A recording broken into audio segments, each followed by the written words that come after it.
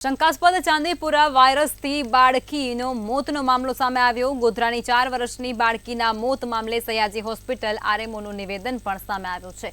હાલ શંકાસ્પદ 2 દર્દી હોસ્પિટલમાં સારવાર હેઠળ છે। શંકાસ્પદ એક બાળ દર્દી ગંભીર પરિસ્થિતિમાં છે।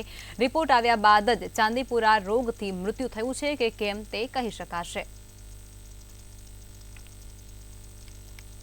શંકાસ્પદ કેસ તો દાખલ છે 2 અને એને અત્યારે સારવાર હેઠળ છે અને એક એનઆઈસીયુમાં છે।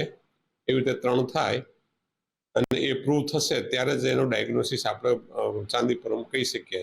નેગેટિવ આવે તો એને ચાંદીપુરમ કહી શકાય નહીં। અત્યારે અમારી પાસે પૂરેપૂરી વ્યવસ્થા છે કે આવા કોઈ પણ કેસ આવે તો અમારી પાસે માનવબળ, ડૉક્ટરનું માનવબળ પણ છે, સ્ટાફ પણ પૂરતો છે, વ્યવસ્થા પણ છે, ઇક્વિપમેન્ટ પણ છે। એટલે એસએજી હોસ્પિટલ સક્ષમ છે આવા જેટલા પણ કેસ આવશે એને પહોંચી વળવા માટે।